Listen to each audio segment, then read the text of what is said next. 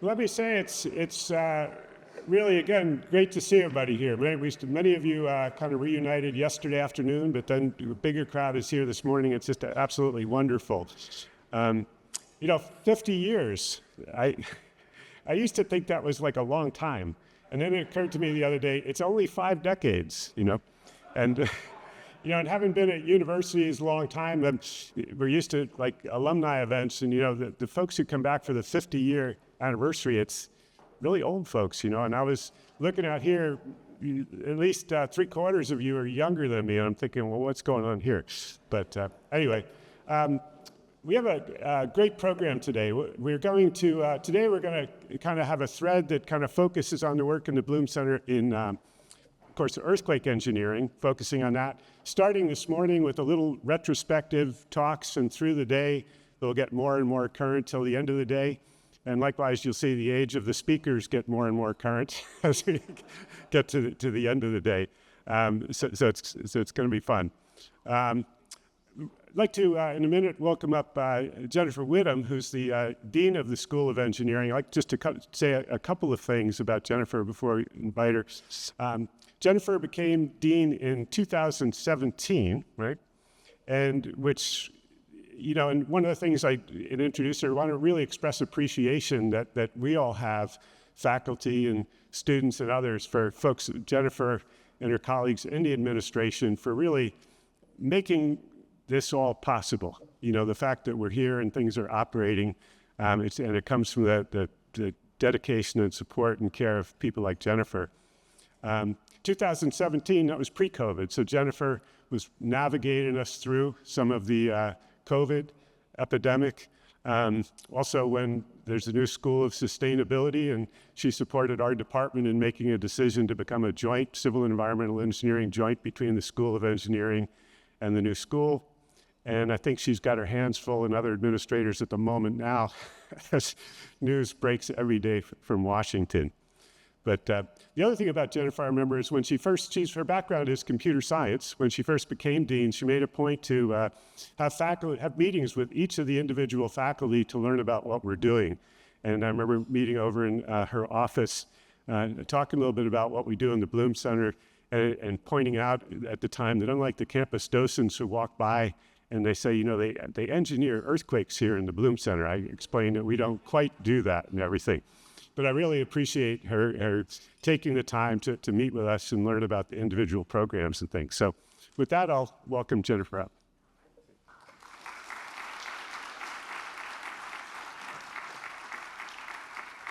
All right, thank you, Greg. Really appreciate that very kind introduction. And I'm here to officially welcome you. We have faculty, students, alumni, affiliates, and other friends, and it's great to see you. We're here to celebrate the 50th anniversary of the Blume Earthquake Engineering Center. Really amazing that it's been thriving for so long. And like Greg said, it was really exciting to hear about it when I became dean and just follow all the activities. This year also happens to be the 100th anniversary of the School of Engineering. If you've walked around campus, it's a little hard to miss. We have flags everywhere. In fact, it's next week on next Thursday is the actual 100th anniversary. But thinking back, the history of civil engineering, the history of earthquake engineering go further back than either of these anniversaries, the 50th or the 100th. Civil engineering was one of the original departments when Stanford opened its doors in 1891. And then came the 1906 earthquake. And of course, that had a devastating effect on the campus. But I would say it also motivated the faculty to study earthquakes and their impacts. And faculty have been studying that ever since. So you'll hear from Professor Eduardo Miranda, I think, a lot about the history, about John Casper Branner, who was a geology professor and then became the president of Stanford. And it was not that long after the 1906 earthquake that Branner encouraged his fellow faculty member F.J. Rogers to build a shake table. And that was for experiments on the dynamic response of soil to ground motion. It was very novel at that time. And not too much later, 1929, a young John Blume came to Stanford to study engineering and earthquakes specifically. And I learned that he had witnessed the effects of an earthquake in Santa Barbara, 6.3 magnitude earthquake, about 4 years before he came to Stanford. And he wrote, quote, "I made a vow then and there that someday I would do something about it." And then much later, 50 years ago now to be exact, he engaged with Professors Haresh Shah, who's speaking here today, and James Geer to create the Blume Center and to provide its founding endowment. And Professors Shah and Geer were the first directors of the Blume Center. Under them, there were other directors, Professors Winkler, Professor Kermagin, and of course, Professor Deierlein, all here today. And it's just established major advancements in earthquake engineering and risk assessment. Obviously, earthquake risks are a continuing concern for Stanford. It's a while since we've had one, I would say. Today would be a good day. Tomorrow, okay, tomorrow. But the contributions of all of you are obviously instrumental to the university being prepared for earthquakes, and the university thinks about it all the time, about our safe buildings, our infrastructure, emergency response, recovery planning, and also financial risk management, which has been worked on in the Blume Center as well. We have a number of centers at Stanford. If you think about our most vibrant centers, they do evolve over their history, and I would say the Blume Center especially has grown and thrived through some pretty significant revolutions: computer modeling, physical model testing, remote sensing and monitoring, sustainability, engagement with social scientists to understand the impacts of disasters are all ways that the Blume Center has expanded and evolved over its 50 years. And I believe that you're not only going to talk about the last 50 years today, I'm going to guess you're going to also think about the future. So I wish all of you a very successful symposium celebrating this special anniversary and the center's tremendous contributions. Thank you for coming. Thank you for making our community safer and more resilient to earthquakes, and enjoy the event.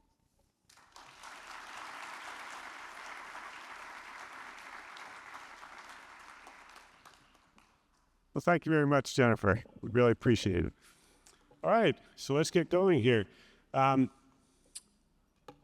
So 50 years ago, the Blume Center started. There was an inaugural symposium that was here. A few of you in the audience were actually here that day. And I'd like to begin this morning by reflecting on a little bit of what was being discussed 50 years ago about the future of earthquake engineering.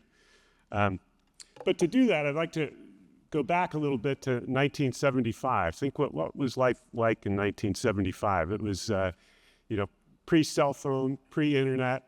I was thinking computers, universities had mainframes, but practicing structural engineers at that time were retiring their slide rules and getting handheld little digital calculators. So that was 1975. A few thoughts on 1975. I think the way we communicated, got information was different in those days. We were a little more synchronous. If we wanted to hear the news, we usually hear the news live. If not in person live, we would hear it on the 6 o'clock and 10 o'clock news in the evening. If a major earthquake happened somewhere around the world, you would see the news go by. You'd wait for the next day to hear it again. Otherwise, we waited for reconnaissance teams to go out, come back, develop their film, and give live presentations. There were no Zoom then. Paper was also important back then, the daily newspaper.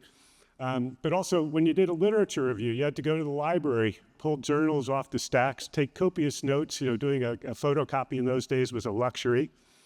Other recordings, music was very analog, as were strong motion instruments in recording in those days. And things were more intentional. When you listened to music, you pulled an album out, put it on your turntable, and listened to it. Of course, just last week, we were reminded about the kind of sober ending to the terrible Vietnam conflict that occurred for so many years. And in the 70s, if I think back, other things were happening. There was an oil embargo and energy crisis. We hear now about stagflation. I looked up at 9 or 10% interest rates, 9 or 10% inflation. So for the country, I felt it was kind of a little bit of a pause and a reset, but there was optimism, born to run, as Bruce Springsteen would say. So what was on the horizon? What was going to be changing as the Blume Center is getting started? Well, a couple of people, Bill Gates and Paul Allen, started a little computing company. They were going to make a compiler for the basic programming language for Altair computers. A few years later, they answered a kind of RFP of sorts, I suppose, or a request from the largest computer company in the world, IBM, who needed their help to make something called a disk operating system. The rest is a little bit of history there. Also, 50 years marks the celebration. In fact, Ashraf Habibullah next week will celebrate 50 years of computer structures integration, where he got together, talked to Professor Ed Wilson, who had these amazing computer programs that had been developed over at Berkeley, and Ashraf's idea was to make them more accessible to those in the world. And it's amazing if you think about it. He was working on mainframe computers on campus at the time, and just look at it now. So things are really changing. In terms of earthquake engineering, there were two major earthquakes in the U.S. just prior to the years the Blume Center was established. 1964, magnitude 9.2 up in Alaska. Obviously, a major devastating earthquake to structures and infrastructure. Also a tsunami associated with that. Very long duration motion, caused a lot of ground motion deformations and liquefaction. There was also the Nagata earthquake the same year in Japan, where liquefaction came up again. The San Fernando earthquake, closer to home here, really affected California. Surprised structural engineers with the damage to brand new reinforced concrete buildings, hospital buildings. So apart from those kind of lessons, it really began to think about, instead of building by building, looking at systems, transportation systems, hospital systems, and that sort of thing. So these were the kind of things that were on people's minds. So there was just a lot of developments, advancements in earth science. Plate tectonics theory was just kind of really finally firmly established, no more deniers in around the early 70s. Liquefaction, computers coming on. The National Earthquake Hazard Reduction Program would be created 2 years later in 1977. Interesting, National Earthquake Hazard Reduction. Nowadays we would say risk reduction. And I think looking back then, the aggregation of risk into hazard, vulnerability, and exposure weren't as clearly defined in those days as they are now. A lot of times we'd replace risk and hazard and vice versa. So on the occasion of the inaugural symposium, there were 500 people, distinguished who's who in earthquake engineering, and really pioneering leaders in the field who gave a number of landmark presentations. And by the way, the proceedings for this, you could get the QR code there. We dug out and digitized it. Also at lunch today, we'll have some paper copies of that if you still like the paper. But otherwise, you could download this and take a look. I'd like to just talk briefly about some of the highlights. Actually, over the last few weeks, I got together with a group of students and we read these papers together and discussed. I was interested in their impressions of it. George Hausner, his paper was on minimizing the risk of earthquakes on cities. He taught, and he distinguished research into two classes. He said there's the technical, which is what most of us do, testing structural components, better design details, making structures more economical. But then there's the more general of assessing kind of what you call the optimal effort to cope with the earthquake problem. What constitutes acceptable cost, safety, acceptable damage, disruption. And then he had a comment, I'll just read it to get his words. The fact that cities are now being designed to certain standards of earthquake resistance implies decisions have been made to the degree of disaster resistance our city should have, but no one knows what this is or how the decision was made. I think it's a question we're still confronting and asking, but ahead of his time thinking of those things.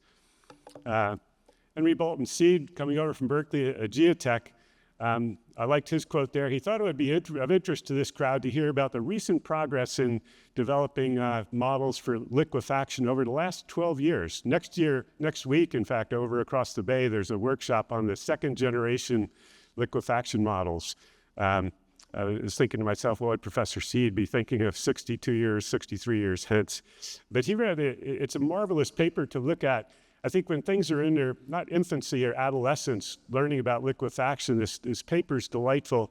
Really looking at talking about field observations, field testing, in situ sampling of soils, bringing them back to the laboratory, putting them together with models and kind of theories and so forth, how that all comes together. So I'd encourage you, and I find when it's fresh on people's mind, and of course Professor Seed was just masterful at this.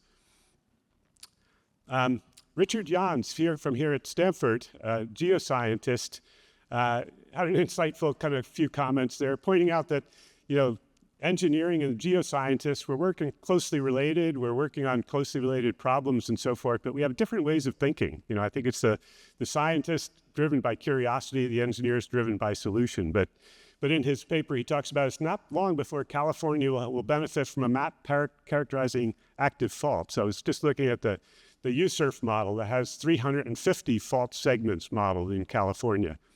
And he talks about if engineers and geoscientists, geologists can get together, we could start to have maps and information on faulting, liquefaction, and so forth. So these were things that were kind of new at the time. I think we take a lot of this for granted nowadays.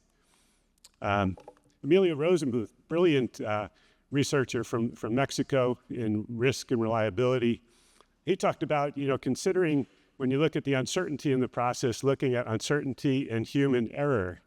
And he also points out here that the idea seems to prevail that one ought to look only at the easier problems. In other words, doing risk and reliability statistics on the things which you have data for, ignoring other things that could be far more important and beckoning us to, that, as he points out there, the scarcity of statistical information should not deter us from rationally dealing with these things.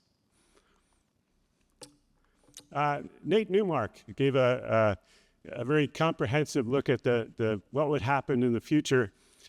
He talks about in the next 10 years, substantially increased funds. If you read about John Blume's comments, he says in the 1970s, the funds they had were incredible compared to what he had in the 1930s. And actually, I think this came true with the NEHRP program. I think we've benefited by tremendous amounts of resources from the federal government and various Department of Energy agencies like that. But it's interesting, in those days, talking about earthquake prediction, earthquake modification, injection of wastewater to kind of trigger earthquakes. Sound familiar?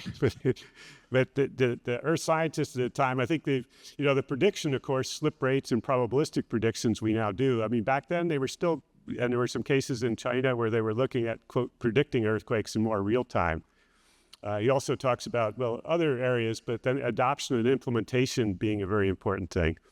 But then he cautions that until we really figure all this out, we must be over-conservative until we have rational methods which have reduced the complexity to which engineers can apply these methods. And I think certainly and we'll talk later, performance-based design and so forth, really making those advancements. Henry Degenkolb, and there's a couple of Degenkolb folks here today.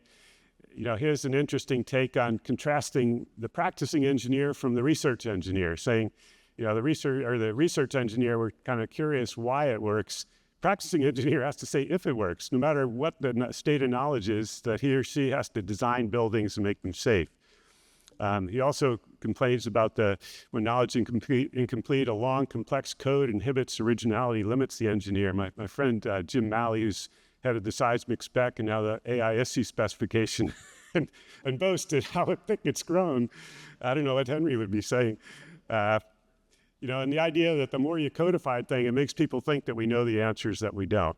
And then he ends with, with present and future codes, what now unrecognized factors will be omitted that will cause structures in future earthquakes to collapse. And of course, he could be looking back just a few years at what happened under the San Fernando earthquake.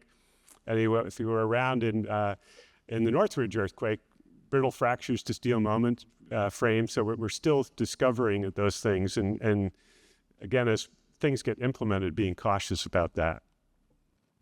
And finally, John Blume, just a couple of quotes here. John, began his earthquake engineering stuff here in the 1930s and built a well-established world premier company, but traveled around the world to different earthquakes and saw the devastation. So here he talks about, he wants people around the world, not just in the U.S., not just in Japan, but other countries with safer buildings, and recognizing we can't import all the technology and materials there. They need to work with the local materials. So that was, I think, extremely insightful. We've collaborated some with a group called Geohazards International, working in developing countries, trying to kind of advance that mission. And then his hope for the center. Here we are, and I hope we've lived up to this, high quality teaching, research and dissemination, broaden ourselves, not be looking at the time even beyond earthquakes to other hazards. Indeed, we've been working on that and never sacrifice quality for quantity of work. And so those words are as true today as they were then. Okay, so I'd like to just talk a little bit about the current Blume Center. My colleagues and I work across a broad spectrum of topics, and couldn't attempt to summarize these here, but earthquake engineering, risk assessment, going back to the pioneering work of Jack Benjamin, risk and reliability, has been a key part, sensing and monitoring. Computational mechanics and geomechanics in particular, but modeling deterioration and of course making use of high performance computing. And increasingly looking at sustainability, sustainable materials and systems, life cycle decision analysis, sustainable design and construction, and of course with the new school, the Door School of Sustainability, that's taken on an increased emphasis. And then going beyond buildings to look at informatics, urban resilience. I was tempted to put the word AI, but it would have been combined with all of these things here. That's really just taking hold, taking over. And then of course the performance-based engineering is kind of a theme that helps tie all of these areas together. Now, when the center was established, a good portion of the funding and the motivation was to enhance the experimental computational facilities we had. So here you see a picture, you'll probably see this a couple of times today, the inaugural symposium. And of course, you need a shake table in a earthquake center. So there's our shake table. And Helmut Krawwinkler was really a world's expert and pioneer in kind of reduced scale modeling, looking at similitude and things. And these are some examples of some adobe and masonry tests that were done in the early 1990s. I think, again, in the 70s, there wasn't much computational modeling that could take the place. So we were forced to look at small scale models. I think nowadays, as computations have taken over, there's less benefit to the small scale models. We still use the table for, say, evaluating sensors and demonstrations.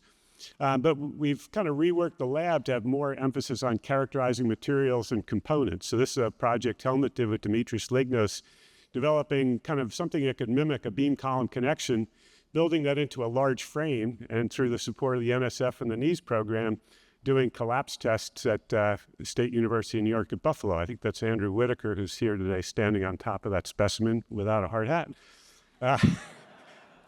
And we've kind of repeated this. Sarah Billington and her students, Marios is here today, who worked on this project, looking at retrofit of infill masonry walls. So doing material characterization, component tests, developing techniques, and then working with Benson Shing down at UCSD doing full-scale tests. We've worked on some, Eduardo and I, with a group of students looking at seismically isolated house, again, working in components, developing isolator, and then bringing those to full-scale testing at the, again, the shake table at San Diego. So the point I'm making here is that the collaboration and the network we have has been instrumental in our advancement. So we've here at Stanford have done a lot, but it's working with our colleagues around other places around the world as well. Another example, Greg Luth might talk a little bit more about this, looking at kind of fuses and rocking frames, and we had the opportunity to do a full-scale test of that at the E-Defense facility in Japan. And of course, interactions with Japan and earthquake engineering in the US have been strong for many, many years. What about computing? This is Professor Karamidjan, in case you don't recognize her. Every time I see this picture, I'm thinking, what was Ann telling John about the main computer? 32K memory.